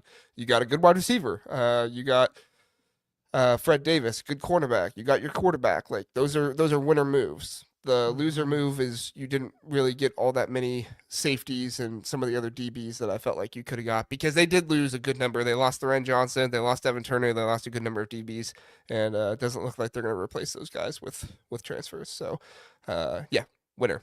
All right, Yep. Nebraska. Nebraska winner. Winner. Oh yeah, They lost a lot of players, but you have to realize that sometimes you lose a lot of players because they're not going to get playing time. or they're buried in the depth chart. And that's honestly, that's what a lot Or you're of the trying to get your Nebraska, roster down to 105. yeah, that's what a lot of the Nebraska departures, not every single one of them, but most of them, it's like they weren't going to play that much. And I think some of the guys they got were really good to, we talked about building around Aiden Childs. You're building around Dylan Raiola. You're trying to make this his team. And I mean, you get Pritchett at offensive tackle. You get Dane Key and Isaiah Hunter as receivers. Dynamic pieces and a blindside protector. There you go. That's what you need. You need receivers that can make plays for you on the outside. You need a stud tackle to be able to help pass protect and to be able to pave the way for your running backs. So I think it's absolutely a win for Nebraska. Yeah, I mean, in the defensive line, they got two Williams, Nwaneri from Missouri. Deshaun McCauley, he's listed as a linebacker, but if I'm not mistaken, he's more of like an outside linebacker, pass rusher type of guy. So, got some yeah, athleticism on the outside now. yeah, they're good. They got a good haul here. Once again, Nebraska, you have won the offseason. Congratulations. Yep. Do something with it now. Yes, more than Matt 7 Rule's wins. a coach that can do it, but you got to do it. So. All right. Next up is who do I have next? I have Oregon. Okay, winner, easy. I don't know how you couldn't say winner for Oregon. They got a really good pair of offensive tackles. They just got that USC guard, Emmanuel Pregnon. Mekhi Hughes. I've heard some people like ask, like, is Mekhi Hughes even any good? Like, yeah, he's one of the best running backs in the nation. He's huge. You got the tight end from Louisville, Jamari Johnson. Bear Alexander's rated highly. Who knows what he's going to be? I don't even take him really into account because I don't know what he's going to do. But then overall, all of it, like the pre-state, the best part of it all is Dylan Thieneman in my mind. Yeah. This was a Oregon team that needed help at safety last year. They were not great in that area. That was probably one of the biggest weaknesses, if not the biggest weakness of their defense. They've added Dylan Thieneman now, and he's going to be really, really good for him. So, Fisherman says Owl Ads updated the new depth charts. Sweet. Yeah, so you can probably go see all these guys on there now. And that's a big task. I don't know how they do all that. Yeah. But all right. Next one. What do you got? Ohio State. I think it'll be tempting for people to think of them as losers because they've, this is the second off season in a row where they have lost a lot of people to the transfer portal and only gotten a few transfers. This is easily a win. And there's two big reasons why it's a win. Owen Aqua and Philip Daniels. They needed not just offensive linemen, they needed good offensive tackles to replace Josh Fryer, Josh Simmons, and Donovan Jackson. And they got two studs. And they have a couple of guys that are behind them now that can develop. Max Clare is the cherry on top, who is going to be one of the best tight ends in the country. Not anything like Ohio State has had at the tight end position for a long time. And so you have that with a young quarterback, most likely Julian Sand being the quarterback with that receiving core. I just think that does change the game a little bit for Ohio State. I don't think if they get those tackles, I don't think you're getting the top 5 buzz that they're getting for going into next year. Yeah, no, I agree. They got some good tackles. I don't know if Philip Daniels will be a starter right away. They have another guy, Ian Moore, that could possibly start there. We'll see. But yeah, what do you think about that George? Fisherman's talking about him. Logan George, I think is his name. What do you think? Do you remember the defensive end? I think he came from Idaho State. Yeah, I don't know much about him, if I'm being honest. Okay. So he was kind of lowly rated, but Ohio State does a good job. So yeah, Fisherman says Daniels will start. I think he will, but he's also young. Ian Moore, I think he's older than him, so we'll see. But I think he will. I think you're right, Freshman. We'll just see. Yeah. Did you see Jason? He said Illinois' wide receiver coach came from South Carolina. There we go. Or from you? Was it South Carolina or USC? If he says SC, I think that's South Carolina. If we're wrong, Jason, correct us. But that's funny. Didn't realize that. Ha! All right. Did I He skip did somebody? poach him from Shane Beamer. Did That's he? amazing. That's awesome. That's Sorry. awesome. Did we skip a team? Because I did Oregon and then you did Ohio State, but it should have been Ohio State, Oregon. Huh. You we did skip a Indiana, team? Maryland, Michigan State, Nebraska, right? Yeah. Okay. And I did Maryland, Northwestern. Okay. All right. Well, next is Purdue. Okay, so I want to preface this by saying, like, I do think Purdue got some good players to come in. Like, I think Barry Odom brought some good guys with him. I think they were able to add some guys that, were good pieces for him. I mean, they got 27 different players in this transfer portal. At least that's what 24/7 says. So, like, they had a good haul, but they also lost 32 guys. And, some of those 32 guys were also good players. Like, they lost Dylan Thieneman. They lost a number of other guys that, like, had good potential to be good players, like Max Clare. Like, and I know it's not so much on Barry Odom, so I'm not trying to call Barry Odom a loser, but like I think they improved because they got Barry Odom. Mhm. Did their roster improve? In certain spots, yes, but there were also star players that they're not going to have next year. So I'm going to have to go with loser for Purdue. But I also say that kind of just like because it's like, well, you lost Max Clare and Dylan Thieneman. Like, you can't lose those two guys and have it not be a loser. But also, like, they didn't completely flop. Like, I don't think it's a terrible class or anything like that, and they're going to be bad. Like, they're going to be better than 1-11 next year. Barry Odom is better than that. He's going to bring in better players than that. So that's kind of my thought process there. Yep. I think it's fair take. I have Penn State, slight winner. Slight winner. I think they do upgrade the wide receivers. I am changing my opinion on Devontae Ross a little bit. I think he's a really good pickup for them, different type of receiver for them. And then I think Kyron Hudson is probably a better receiver than Trey Wallace. So I think they lose Trey Wallace, they lose Amari Evans. I think they upgraded at both receiver positions. Here's my knock on this class, because like they do have some good transfers here, but there's nobody that transferred in that you're like, that's a wow, which I think is maybe my muted optimism for Penn State next year, and why I'm like, I still don't think I would pick them to be the number one team in the country next year, because they lose their wow player in Abdul Carter, and they're not bringing in another one. And I just like they don't. I'm comparing them to Ohio State a year ago. They don't have a Caleb Downs coming in.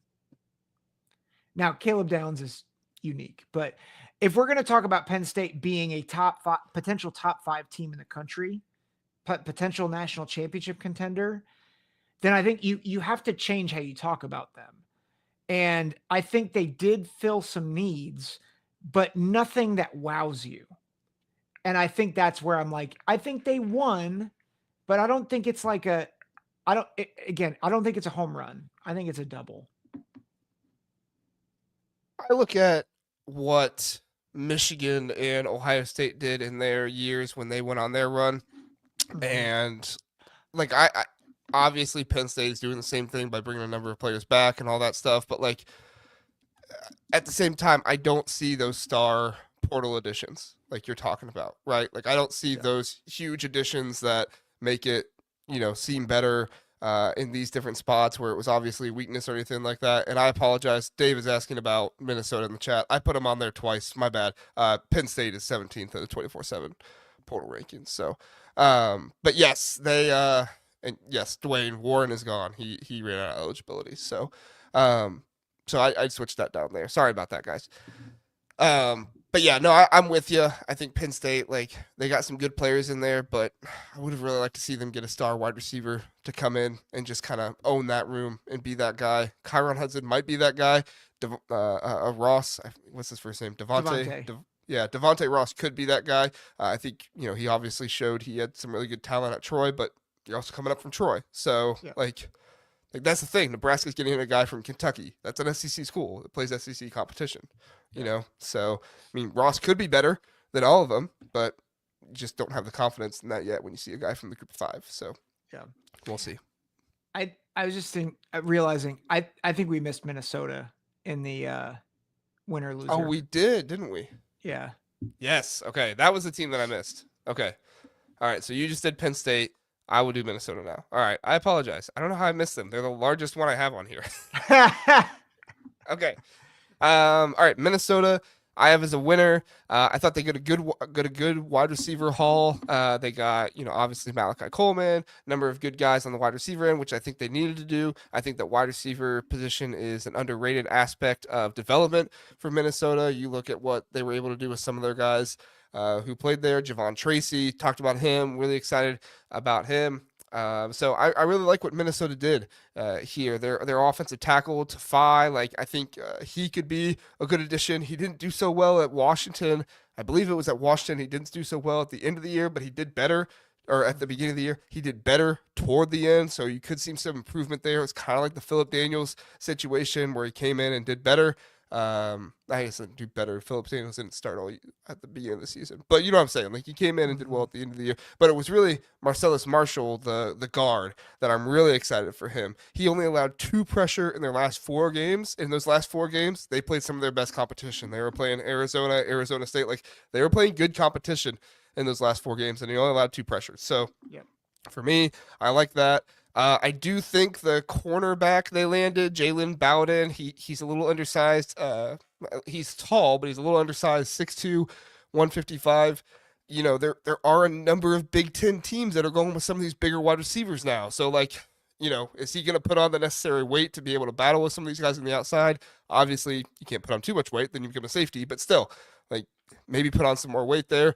We'll see what happens with Dylan Ray. He was replaced in 2024 at UK. He started in 2023, replaced in 2024. He's coming to Minnesota now. I don't think like from his numbers, I didn't watch him all that much, and I can't say if I did watch him, I remember him. His numbers weren't all that bad at Kentucky, but we'll see what he is at Minnesota.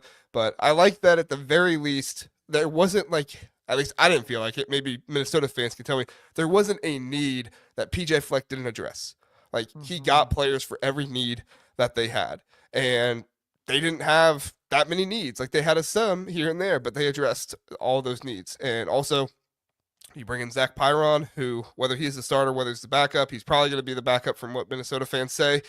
So if he is the backup, he's got experience. He's been in college football for a long time. He can be a good piece for Drake Lindsey. And if anything happens to Drake Lindsey, you got a guy who has been in college football for a long time who can come in. You can trust him, and he can move the ball down the field. So for me, Minnesota winner.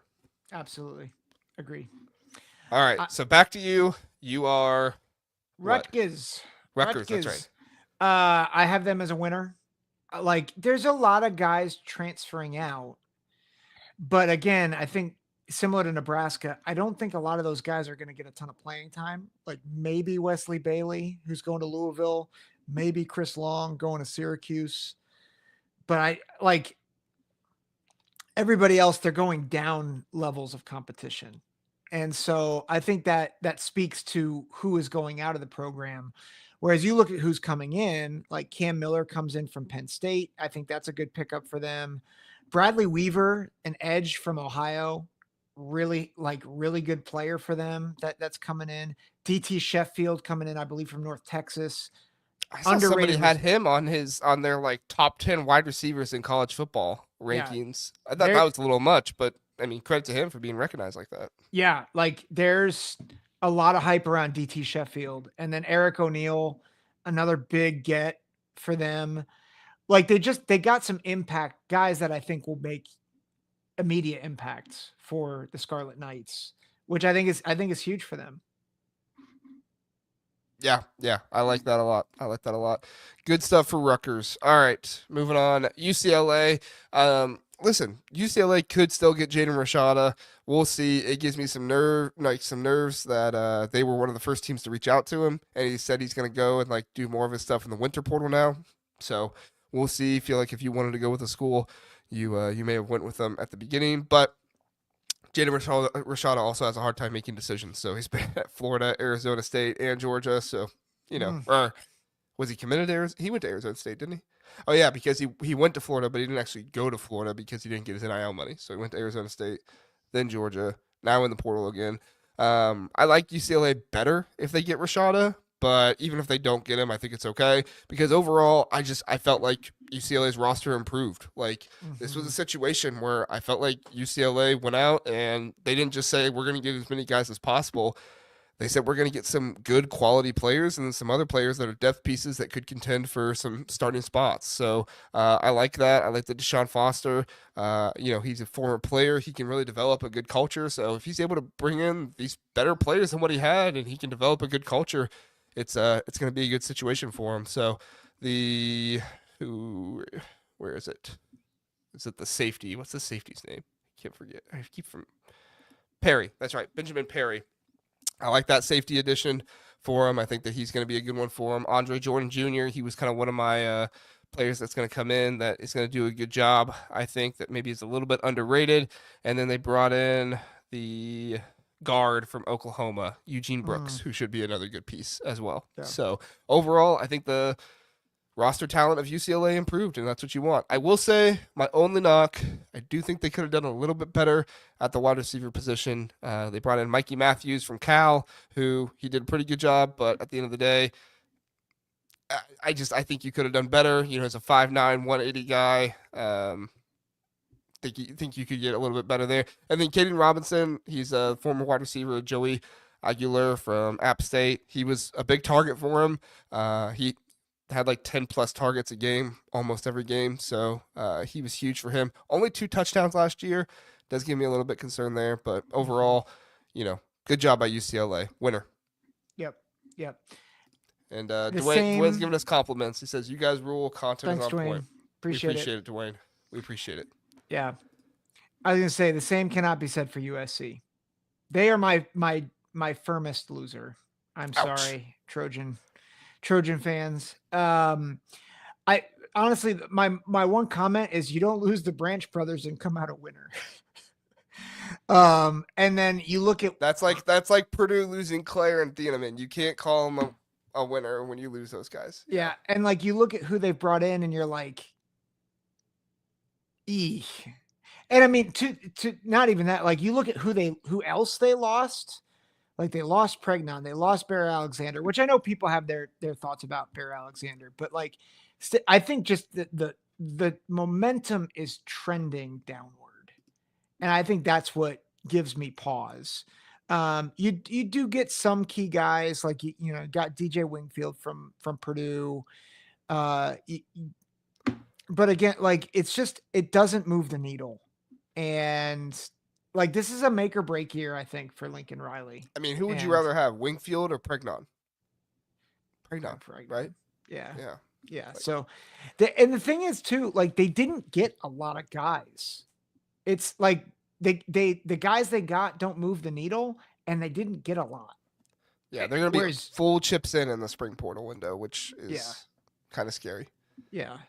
So I mean I like Eli Sanders is a nice piece. Keyshawn Silver from Kentucky is a good player on the defensive line. They need big dudes on the defensive line, and he's a big dude. So like that's probably one of the pickups I'm most high on. But I I am not. This is very much a loser, and not slight either. Yeah, I've been kind of nice by doing a couple slight losers. Yeah, not really a way to sugarcoat that one. We'll see. They got their new general manager in there, so maybe he Yeah, comes in and he helps them out, and they do some better roster management there. We'll see. yeah. Teddy Bear Alexander. I like that. I like that That's sound siren. Teddy Bear. oh man, hooligans out there just ripping the other old Pac-12 teams. I love the rivalries of the old Pac-12 teams. They It's all they all rip on each other, and I just gotta sit back and I'm like, ah, okay, that's what the Pac-12 was like. Okay, yeah, they fit in. They fit in. yeah. All right, sound the siren. You're gonna like this. I get on to Washington. Next, I think that Washington absolutely crushed it. Carver Willis, offensive tackle for them. I think that that was a really good addition. I don't think they got like a star defensive lineman. They got multiple linemen, defensive lineman additions. I think someone's going to step up from there. You improve competition in the room overall. I like that. Same thing with linebackers. Feel like you got to get them out. I think there were 3 or 4 guys there as well. So somebody's going to step up there. And then Takuro Davis, the cornerback from Arizona. He's coming in as well. Love that addition. I believe he's the #1 cornerback in the portal, so love that addition as well. There are a couple concerns. Obviously, wide receiver, you lose Jonte Cook. I mean, I don't know how much I can knock him for that. Like, you got him, he didn't stay. Like, I don't know if I can really knock him for that. I guess you knock him for taking a risky guy, but at the end of the day, like you need a wide receiver, and he came there. So what are you gonna do? They still need to revisit the interior of the offensive line, I think. But if really all you have is like 1, maybe 2 positions going into the spring portal, I don't think that's too bad. So I guess with all of that said, like I liked the multiple additions of the other ones. I like Carver Willis. I like Takuro Davis. So I'm gonna give him a winner. Yeah, that's good. Before we get to you, super chat by Dave. Thank you, Dave, for the $5. Wow, you guys have a huge difference in opinion when it comes to the Badgers. Dave, these are 24/7 and on threes transfer portal rankings. So I apologize. These are not ours if I didn't make that clear. So these are just on 3 and 24/7's rankings. These are not actually our transfer portal rankings. We're just going through and doing winners and losers of each one. So sorry if I didn't make that clear. But yeah, Wisconsin has huge difference in them because Wisconsin lost a lot of players. They added about the same amount, but the players they did add were big players. So that's why 24/7 has it really high. But yeah, Zach, you're next on Wisconsin. Yeah, I believe this is the last one, I believe. This is, yes. And I had neutral, but I've been told I can't do that. So I will say slight loser, which is hard because I think the thing I really love about what they did is they went out and got O'Neal and Edwards at quarterback after 2 years of not having a competent backup for the quarterback they hand chose. They went out and got a bridge quarterback and Billy Edwards, who I think is underrated. And you went and got your quarterback of the future in Danny O'Neal. And so you've protected yourself. And I like proud of Luke Fickell for doing that because I think he learned his lesson.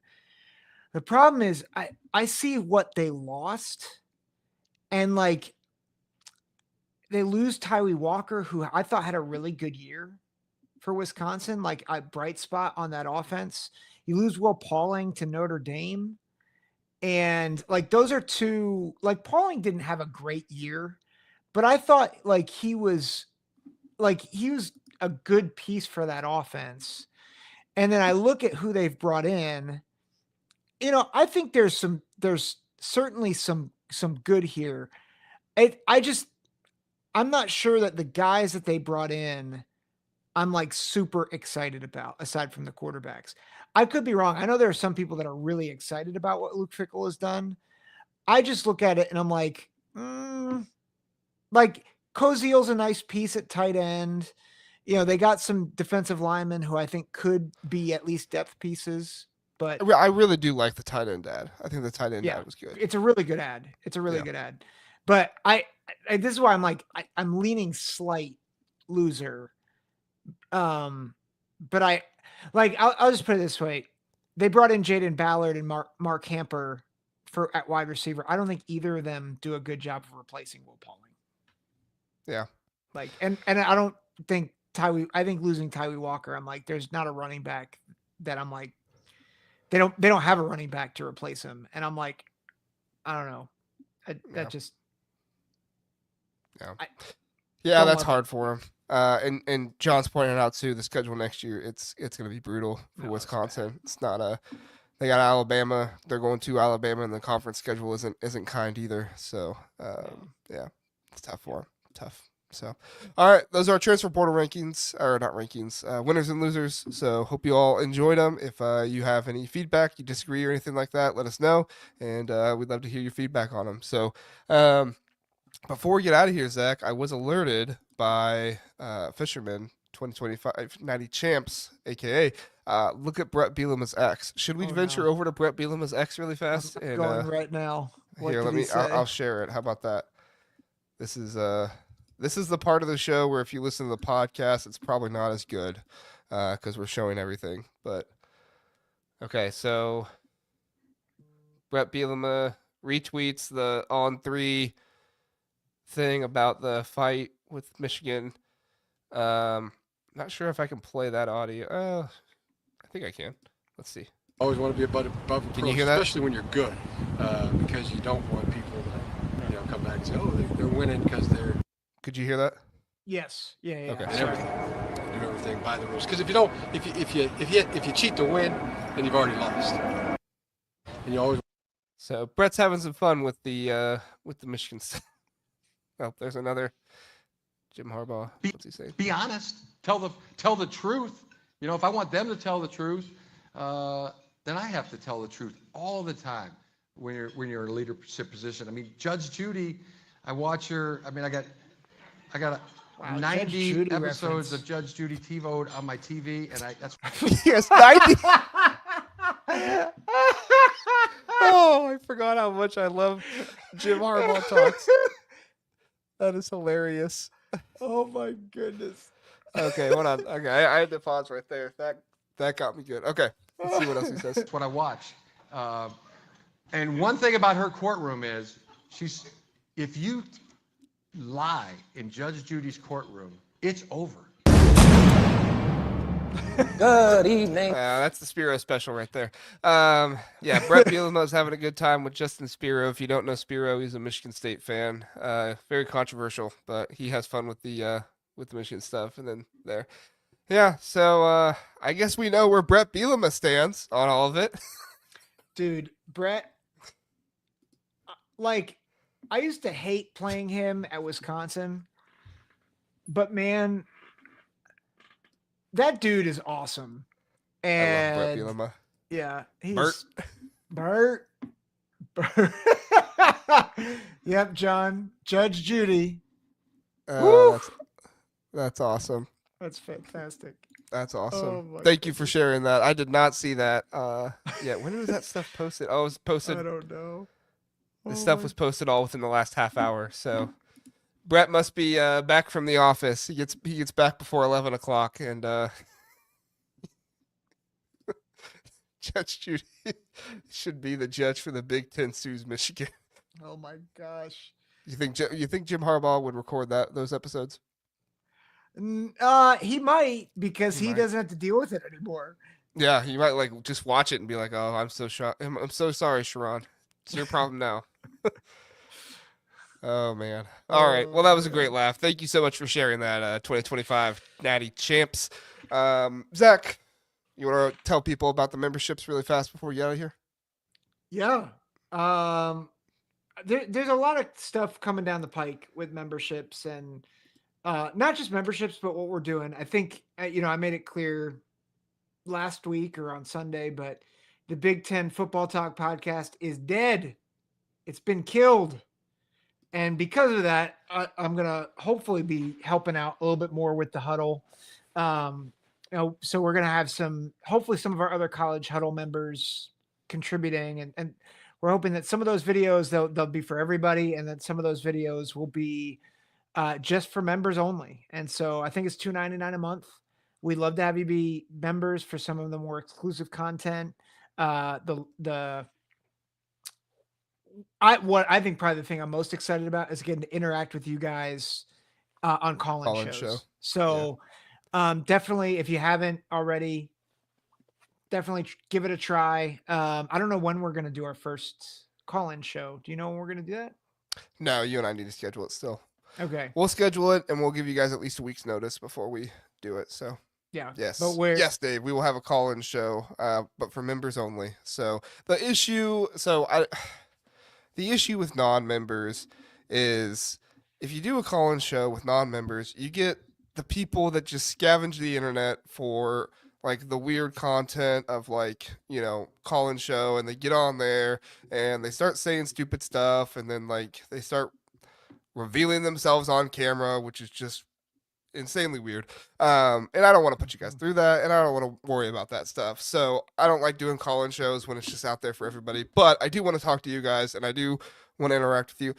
I personally don't think $3 a month is me trying to steal your wallet or anything like that. But it is enough to probably make the weirdos out there that are going to do something weird stay away. So, yeah, that's kind of the premise there. Yep. Yeah. So, anything else to add, Zach?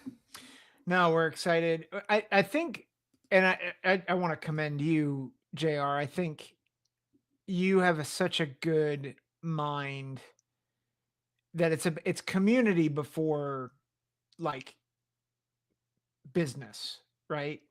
And so like in a lot of ways we need to cover costs on things, but the reality is we only want to do what is going to help build the community here at the Huddle.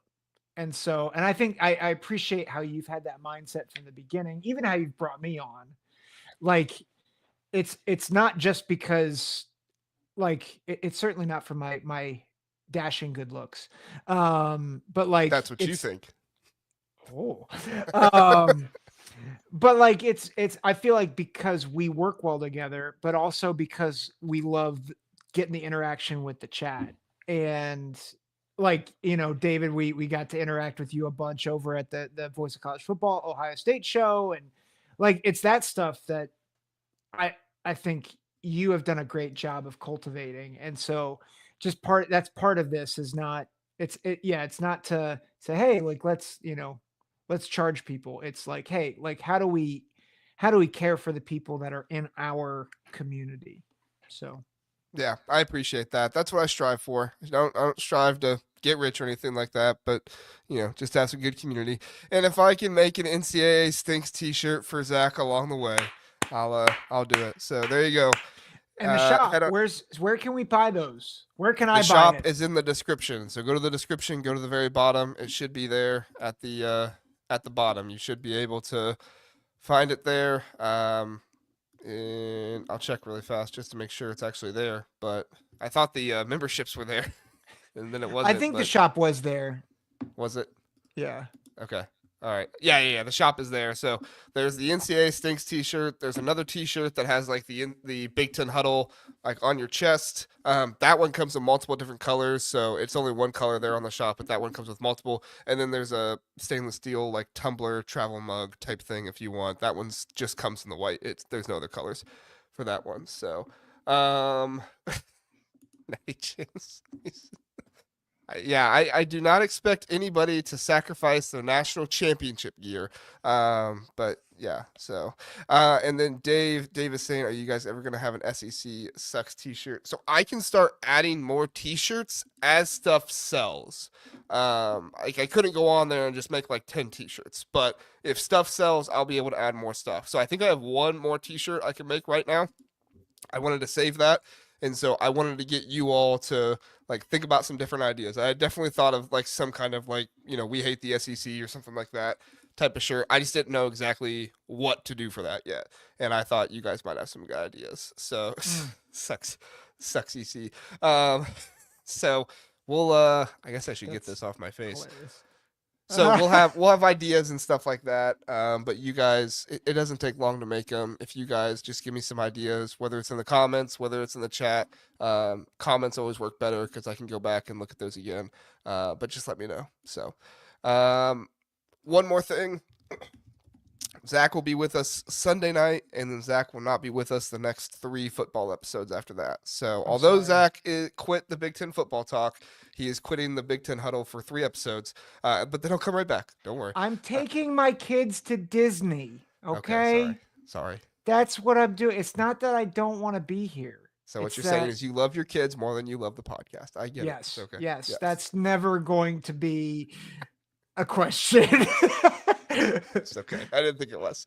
So yeah, I will have Jeff on with me Tuesday, a week from now. I'm going to try and work on getting college football with Sam on probably the Sunday episode. I don't know. He is a college student though, so I know sometimes it's hard to nail down a time with him. So we'll see. And then if there's anybody else you guys want me to think of, let me know. So oh, sorry, I'll get to you in a second, Dave. Fisherman said, I thought you were quitting. No, he's not quitting. It was just a joke. I'm not quitting. I'm not quitting. Welcome to Dave. memberships. I'm leaving. No. Ohio State just won the national championship. Where are you going, Zach? I'm going to Disney World. That is fitting. It is funny. We planned this trip like a year ago, though. You just knew that they were going to win the national championship a year ago, though. As soon as they got Caleb Downs, I'm like, natty. Book Disney. Yeah. Book Disney. As I go ahead and predict multiple losses for Ohio State throughout the year. Yeah, you did do that. Yeah, somebody called you a homer in one of the comments, and I was like, okay, listen, you can call him a homer, but like he picked Ohio State to lose like 3 or 4 times, so it's true. I think it was just twice. Was it twice? Oregon and Tennessee. No, you picked him in the playoffs to lose once too. Well, yeah, Oregon and Tennessee. Yeah, those are my two. Didn't you pick Penn State? No, I picked Penn State. Penn State. That's right. State. Okay. By the way, I just bought every single item in the store. So wow, I'm coming on here with Big Ten Huddle swag. There we go. Which color chest logo shirt did you buy? I got the gray shirt. Yeah, I got gray too. Yeah, we'll match. There are white options on there. You got to be really brave if you go with a white shirt. So honestly, I really hope that these things get here before I go to Disney, so I can wear them at Disney. So people be like, "What's the Big Ten Huddle?" I was like, "Let me tell you what the Big Ten Huddle's about." Come and join us. We talk all about how terrible the SEC is. You Florida people.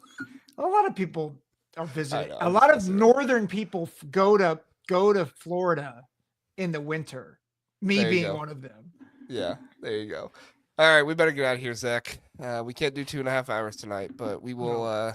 Sorry, we've gone almost 2 hours. So, yeah. All right, everybody. Thanks so much for watching. We appreciate it. We'll be back on Sunday night. You'll catch videos and stuff like that from me. And then if you want basketball content, there will be a basketball show on Friday at 1:00. So really appreciate everybody being here. And we will. Oh yeah, there we go. Ohio State was 2-0 versus the SEC, by the way, first time ever in Ohio State history. They were 2-0. So, all right, everybody. Thanks so much for watching. We appreciate it. We'll see you next time. Have a good one.